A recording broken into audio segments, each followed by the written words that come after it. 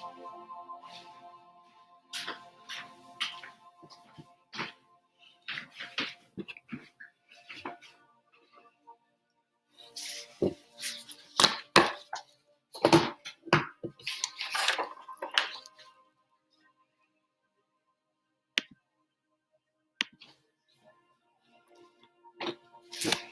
here. You can be here to welcome everybody, even though you're a really bad pug today.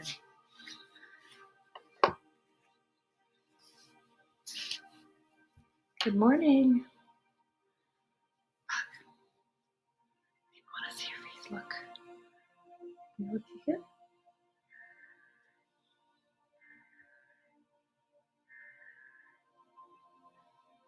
Good morning.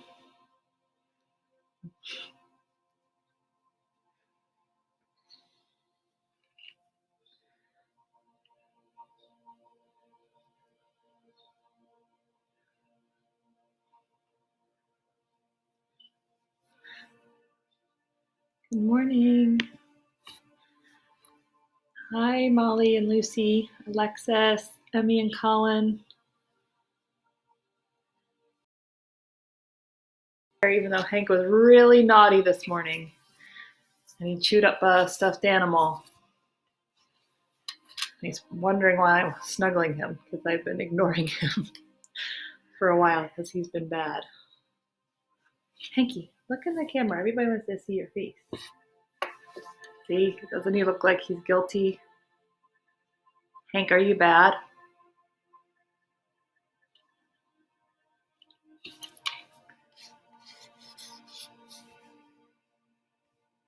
Good morning, Brendels. Good morning, Alex. Good morning, Millers. Good morning, Adriana. Good morning, Peyton and Patrick. Good morning, Ariana. Did I see it was your birthday? Did I see that? Happy birthday. Is it Mariana or Mariana? I'm not sure, but happy birthday. Good morning, Will. Good morning, Josephine.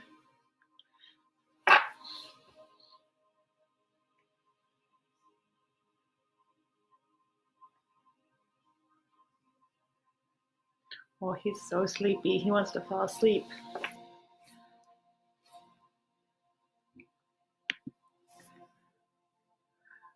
Oh, I used to have a bulldog. So here's an English bulldog, or just an English bulldog named Muggsy.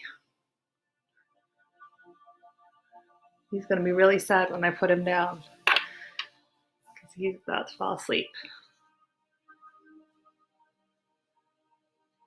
Gabby and Charlie.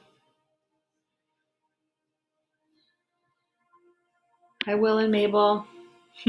Hi, McCarthy's.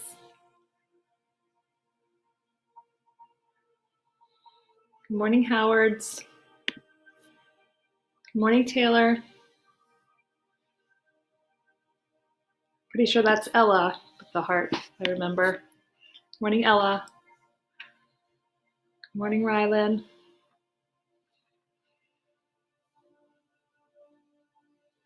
Our neighbors have 3 English bulldogs. They're not out right now because it's raining, but they are Dallas Cowboy fans. So their bulldogs are Dallas and Emmett and Zeke.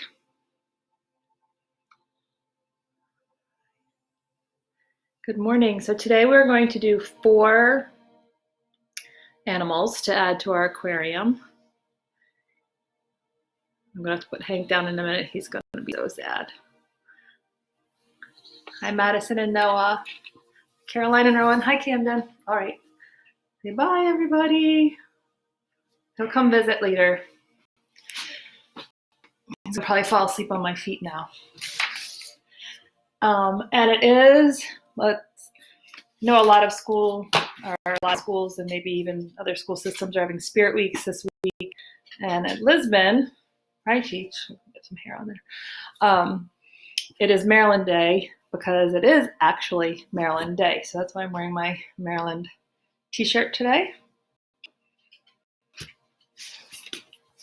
Sorry, I had to put him down. I can't draw and hold a pug at the same time. Well, I could, but it just wouldn't be very good.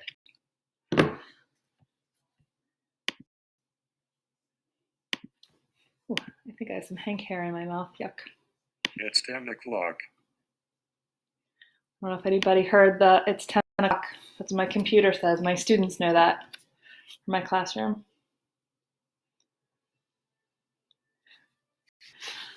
All right. Good morning, Colin and Lizzie. Good morning, Cooper and Miss Trueblood.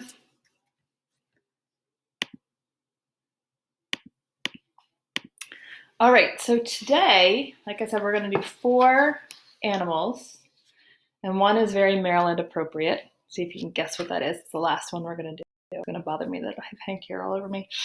Okay, so our first animal is the octopus, and I had several requests for octopus and squid. So I went with octopus. I know they're not the same, but they're similar. So if you really wanted a squid, I think this is similar for that. Okay, so the octopus is a soft-bodied, 8-limbed mollusk, and they actually call their limbs, I guess, they call them arms. So 8 arms, and you all know that that's why they're called octopus, because octo is 8, so 8 arms. There's over 300 species of octopus in the world. And an octopus can alter its shape, and it can squeeze through really small gaps, and it can hide really easily in the ocean from its predators. And they have excellent sight, so they can see their predator coming. They can also see food easily. And they live in various regions of the world, including coral reefs, which we've been doing a lot of animals that are found in the coral reef. They also shoot out ink, and that's part of a way to defend themselves. I think in Finding Nemo, I don't know if it's an octopus or a squid or what it is, but remember she inks and all the little kids laugh. So that's a way that they defend themselves from predators. They also can camouflage themselves in the sand or along rocks and other sea life as a way to protect themselves. And all octopuses are venomous, but only blue-ringed octopus. The blue-ringed octopus is deadly to humans. It's the only one that is, but all of them have venom. And the largest documented octopus was 600 pounds, with an arm span, so if it had 2 out, arm span of 30 feet. That's pretty big. I don't think I want to run into that. And they eat crustaceans and prawns and fish and crabs, but they won't be eating anything in our aquarium. Okay, are we ready?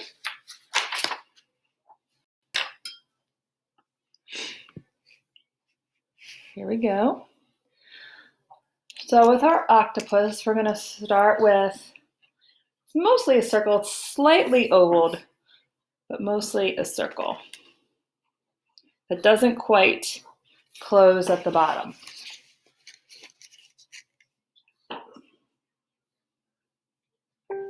Now, as we've just talked about, they have 8 arms.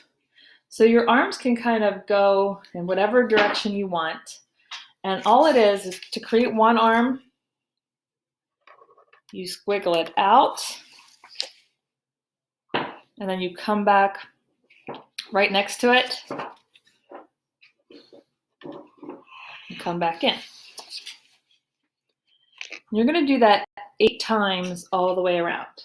Now, if you get all the way around and you only have 6 or 5, you can put some behind, and I'll show you what I mean by that. So take a few minutes to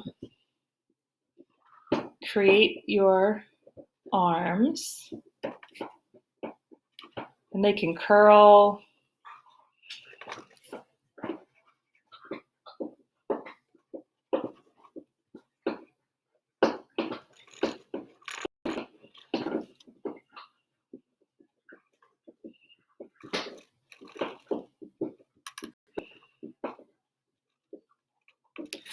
Now, if I'm counting mine, I have 1, 2, 3, 4, 5, 6, 7. I need one more. So if you find yourself in that situation, you are going to just put one sort of behind its head, like it's floated behind.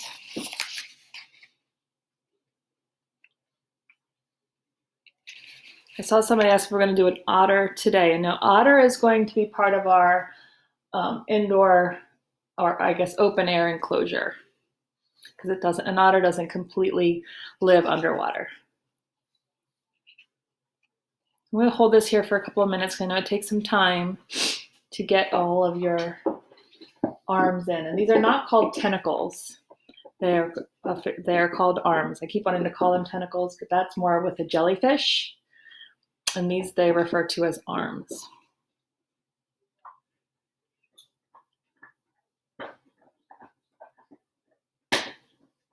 Now, one thing we do need to add are the little suction cups to the bottom of the legs.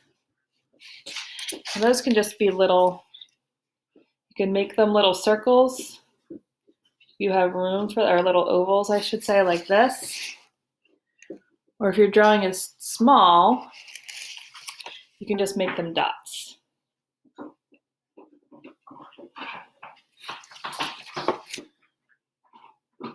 You want to do that on the underside of them. So when you're doing them on the other side here,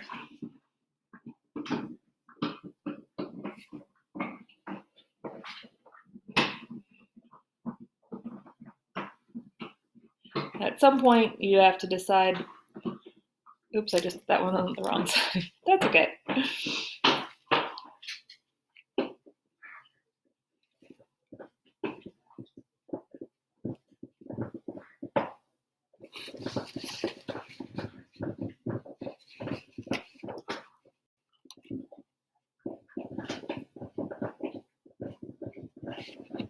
And the only thing we need to add to this guy is are his eyes and a smile. And of course, we've been sort of making these more cartoony than realistic.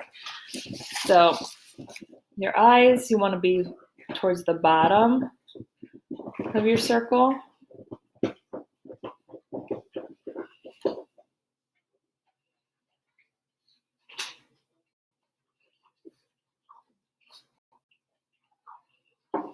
You can also add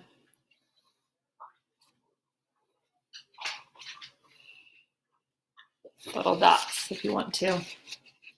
I talked about that yesterday. I like to add different things. I like dots. So I'm going to come back up, but I'll hold this for a minute.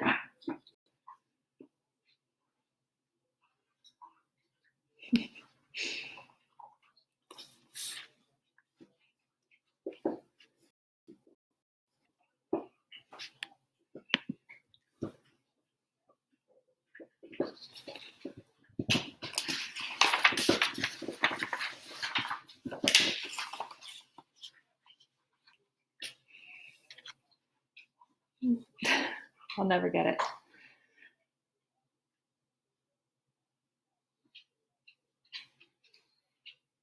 Okay, next we're going to draw one that has been a big request of people.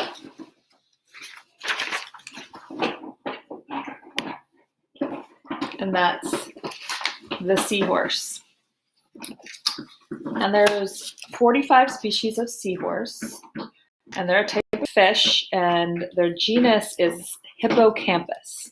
And I forgot to say this about the hippopotamus. The hippopotamus, hippo is horse, and in this way, hippo is horse and campos means sea monster. So it's a horse sea monster is what its name means. But the hippopotamus from last week, it actually means, I believe, and someone can correct me, but I believe it means water horse or water, I don't know, I think that's correct. But I'll double check that. I don't want to give you wrong information. But this definitely means horse sea monster. So sea monster horse. And it's known for that curly tail that it has. And of course, anybody that's had me for third grade, we talk about the spiral a lot. So it's actually, a curly tail is actually a spiral shape. And I think actually when we watched that video of spirals in nature, the seahorse is one of the things they show. So it's very cool, and it uses that part of its way for movement. And it's found in very shallow tropical saltwater, and they live in seagrass beds and coral reefs. another animal found in the coral reef that can be as small as a half an inch, very tiny, up to about 14 inches, so a little bit over a foot. It's considered a bony fish, but it does not have scales like a typical fish would. Its skin is stretched over bony plates, and they are very slow swimmers. They have, just realized, no, 1 second. They have a little fin on the side of their bodies that they can flutter, but doesn't really make them go very fast. They also use their tail to move them through, but they're very, very slow swimmers. And the slowest seahorse is the dwarf seahorse, and it goes 5 feet an hour. So when we're finished here, you should measure out 5 feet and see if you could actually walk so slow that it would be 5 feet in an hour. That would be crazy slow. So I thought that was very interesting. So they have the snout, and that's how they suck up their food, and they eat small crustaceans that are floating in the water.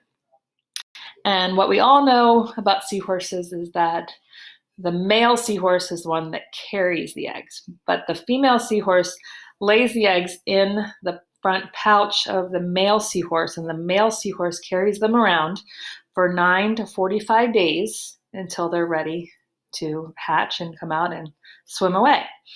And a book that describes this really well is Eric Carle's Mr. Seahorse. I read that. I have not read it to the kindergarten this year, but I've read it to kindergarten classes. And it's great because it talks about Mr. Seahorse, and he has his eggs, and he goes throughout the sea, and he visits other families and how they take care of their eggs and their young, and it's pretty neat. And then the little seahorses all leave the pouch at the end of the book. It's pretty cool. Okay, so seahorse.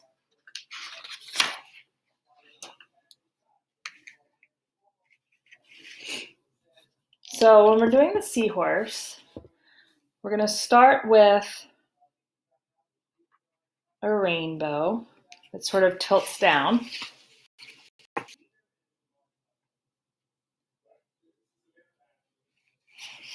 And then we're going to create the snout off of this side of it. And the snout is just, you can just create 2 lines. And then we're going to give them sort of style like a sideways heart for the lips. It makes that little puckery snout.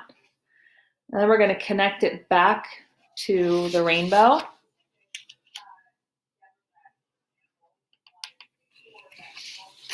It looks like that.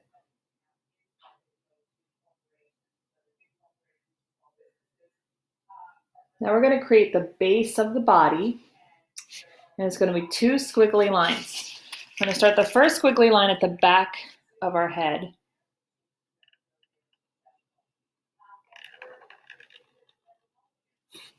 That.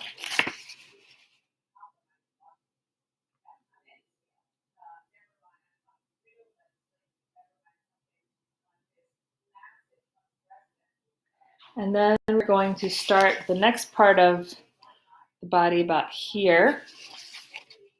We're going to somewhat follow that same wiggly line, but we're going to give a little bit more of a belly.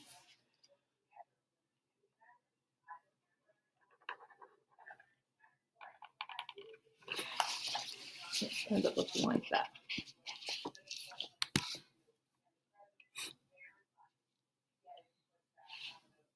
It does look like a chicken drumstick. That's funny.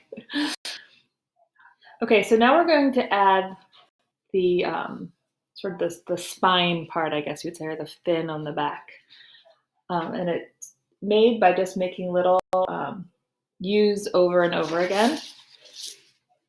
We're going to start at not quite the middle of the head, but about, well, I guess it's sort of the middle of the head. And then we're going to start making these swooping U's that are attached. And we're going to go all the way around until it curls into that spiral for the tail.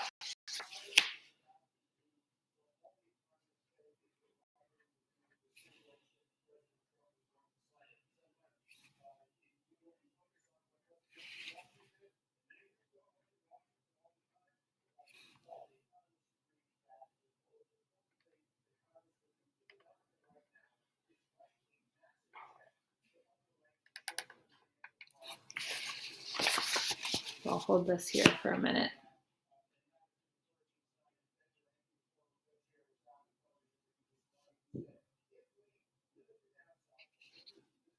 Hi, Noor.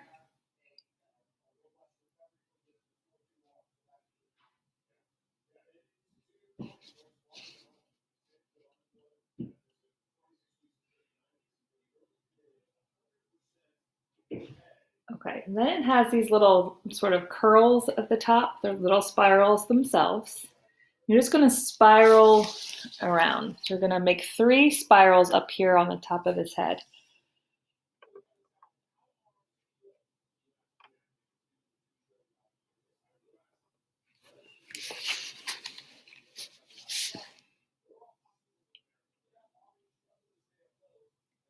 Yes, we are going to do a narwhal either tomorrow or Friday. Not sure what day I have it set for.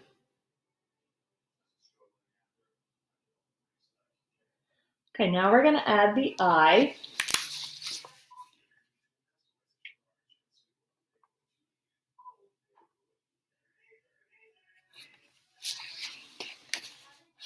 Oh, we can add a little bit to the mouth here too.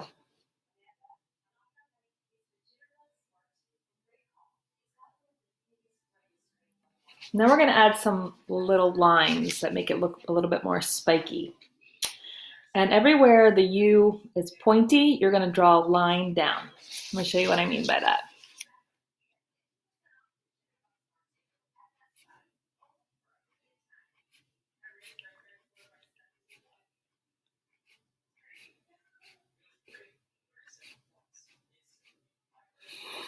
And then you're going to keep going with that stripe around the tail.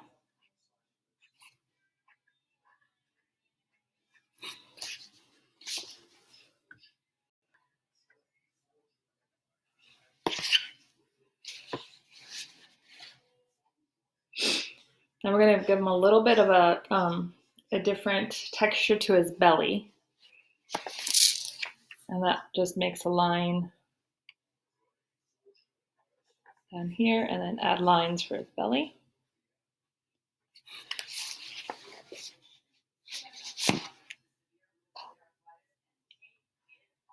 And then the last thing we're going to do is add that little fin I was talking about. And we're going to use that same connected U.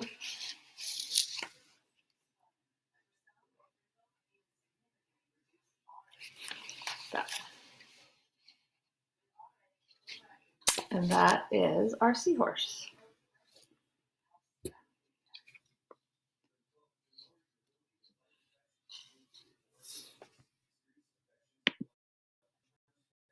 Oh no.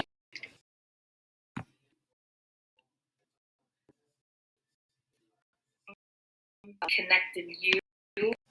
Okay, I clicked on something. Sorry. Hi, Joe and Emma. I'm going to hold this for a few minutes. There we go. You know what? I don't know where he went. He rolled out. Actually, I know he went upstairs. I heard him go.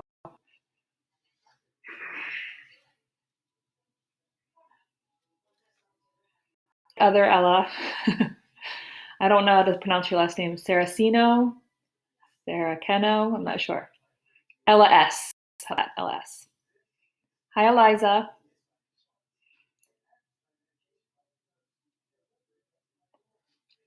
Oh. Next, we have another one that was a request.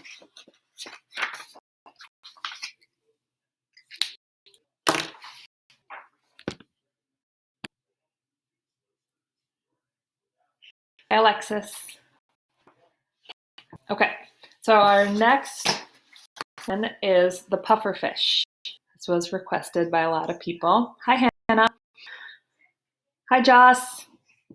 And the pufferfish is a marine fish that has 4 large teeth for crushing crustaceans and mollusks. And the majority of pufferfish are toxic, but there's a part of the meat in a pufferfish that is non-toxic, and it's considered a delicacy in Japan. And the very high trained chefs in Japan know how to divide the fish and just use the non-toxic part and serve it, which is pretty cool, I think. There is a puffer fish called the northern puffer. It's found in the Chesapeake Bay, which is cool, but is non-toxic. So do not be afraid of it if you see one. If you see one, let me know, because that's pretty cool. Oh, I forgot to bring down my shark tooth. I'll have to remember that for tomorrow. See if you guys can tell me if it's a shark tooth or just a rock.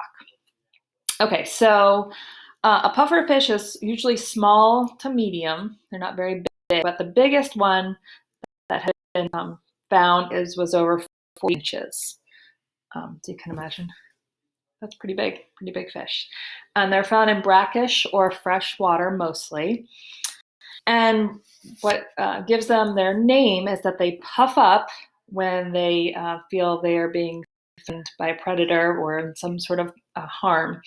And what they're doing really is filling their stomach with water, so they get really puffy.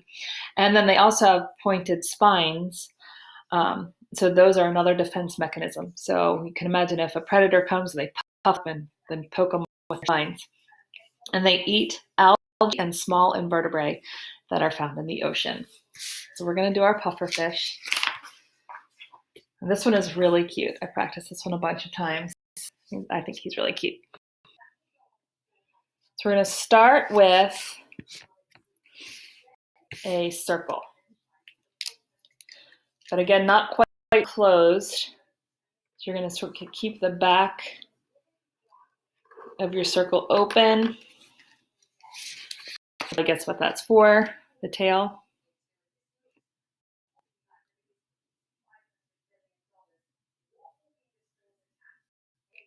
And then we're going to add a little tail that sort of comes off a little long, flares out a bit.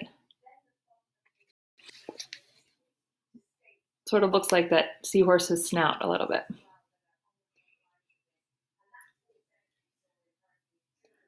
Then we get sort of a dividing line between the top half of the fish and the bottom. Oh wait, one thing I forgot, is little lips. I'm going to create those little heart lips. And you can erase that line here where the lips meet the face.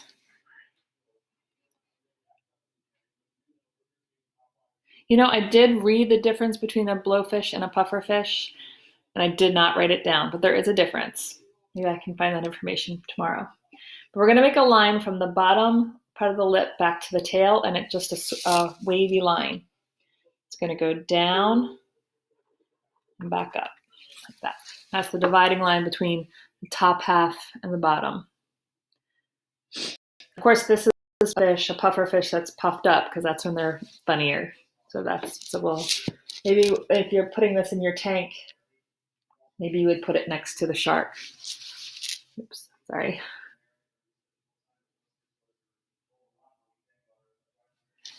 All right, and then we're going to add a little fin.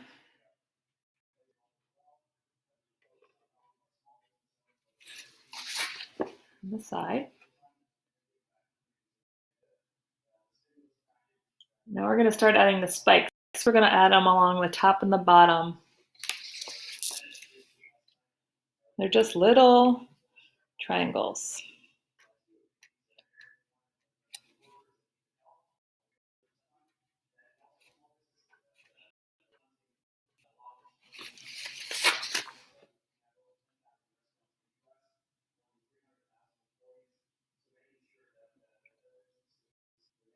And we're going to add an eye.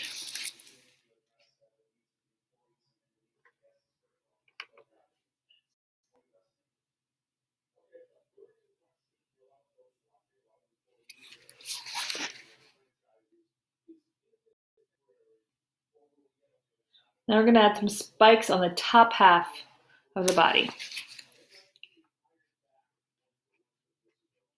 Little triangles that don't have a bottom. And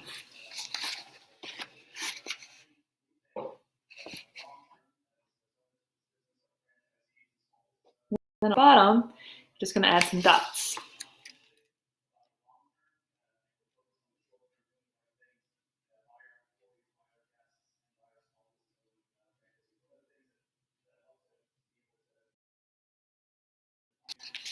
And there's our pufferfish.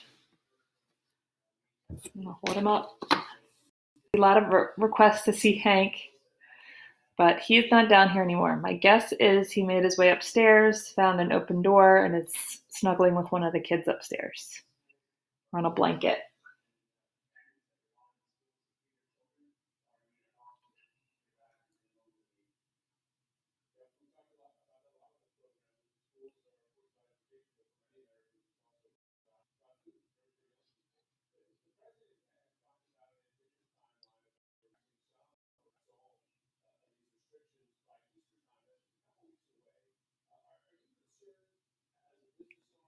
All right, and then we have one more. Like I said, this was for Maryland Day. A couple of you guessed. It is the crab. So we're going to be making a crab for our last one today. Crab is a crustacean, and it's found in all the oceans, freshwater, and on. So they're found everywhere. Hi, Patrick. And of course, the crab I'm talking about is the one found in our area, Chesapeake Bay. It is around, and it's actually, I guess it's the blue crab. You can make it any color you want. Oh, I haven't said that all day. Remember, when you're coloring these, make them whatever color you want. I made my seahorse orange and yellow, and octopus is purple. I did make my crab red, because I wanted to. They have a thick exoskeleton and a single pair of pinching claws. And the smallest crab is called the pea crab, and it's just a few millimeters. So I can't even make that with my fingers, like so tiny. And the Japanese spider crab is the biggest one, and it can be 13 feet. So that's a little scary to imagine. And the fossils of crabs date back all the way to the Jurassic period. They've been a long time. And crabs generally work together to provide food and protection for their family, but they can fight. That's when they start using their pinchers to kind of fight each other for food or for mates. And they typically walk sideways. There is a couple of species that walk backwards, but most of them do walk sideways. And if anybody's been to the beach at night, the ghost crabs, those are a lot of fun. I don't know if the bombers are on, but the bombers love to catch ghost crabs at night, or chase them, I guess. And you can also see them during the day at the beach, but they come out more at night. So let's do the crab.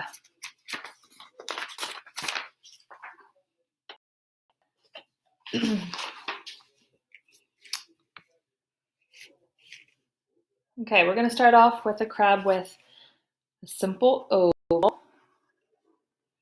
And we're going to do something we don't normally do right away. We're just going to put a smile right in the middle of that oval.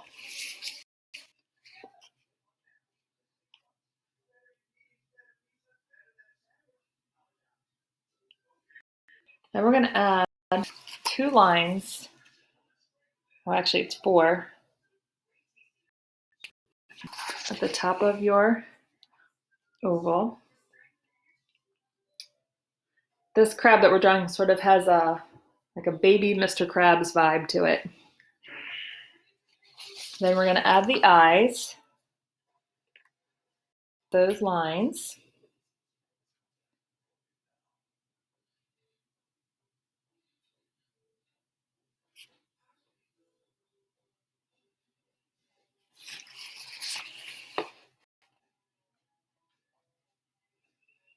Then we're going to add 2 somewhat curved lines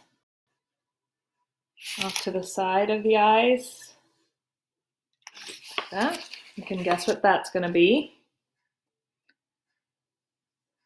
Junior crabs, very funny. I like junior crabs. And then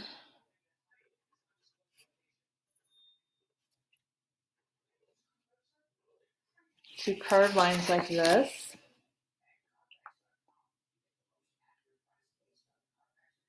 And then when you add the actual pincher part, you're going to do 1 line swoop down, and a line sort of swoops behind it. Let me show you what I mean by that. So this line's going to swoop down, and then this line swoops behind it. So you can see that one is in front of the other. You want to do the same on the other side.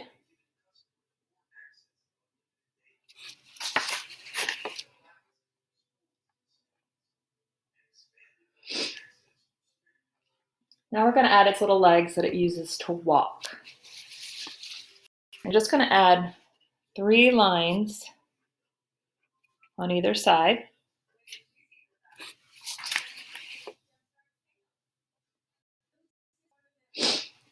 Then you're going to add a line right next to it that kind of comes up and curves around. So it looks like a little foot. Let me show you what I mean by that. So I'm just going to make a line out and then come around like that. You're going to do that for each one.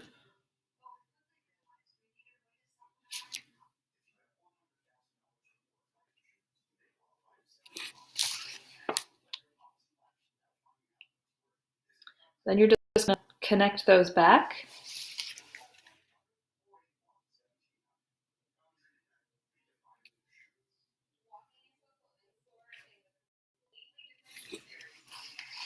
And there's your crab. Oops, there he is.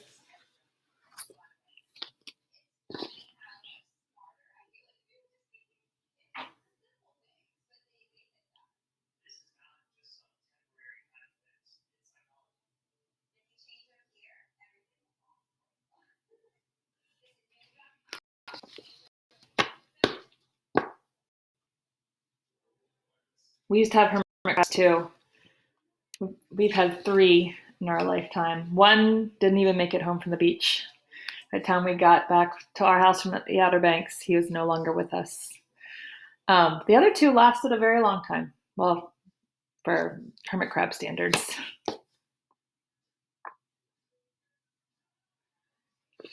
All right. I'm going to show you my final. One thing I noticed I forgot on my seahorse was his little fin. So I'm going to add that. Oops. So you can see I have my seahorse, my crab, my octopus. Oops, so there's that. And then my puffer fish right here. And my puffer fish and seahorse actually have the same color scheme. And the reason I did that is to sort of balance out the colors. So if I'm looking at my position, I want to make sure I have a good balance of colors. So I was missing yellow. I think I said that yesterday. I wanted to add something yellow. So I added my seahorse first, and then it kind of threw out the balance of color. So I added a puffer fish on this side and made him the same color scheme. And I made my octopus purple because I needed some purple, but it was more of a violet purple. So I need something warm purple somewhere too. And of course, that's what I said about the fish is, so tomorrow we start our outside enclosure, our open air enclosure. So you can start adding color to your background here. So you can color this in blue. I should have done that for today. I forgot. It was the last day.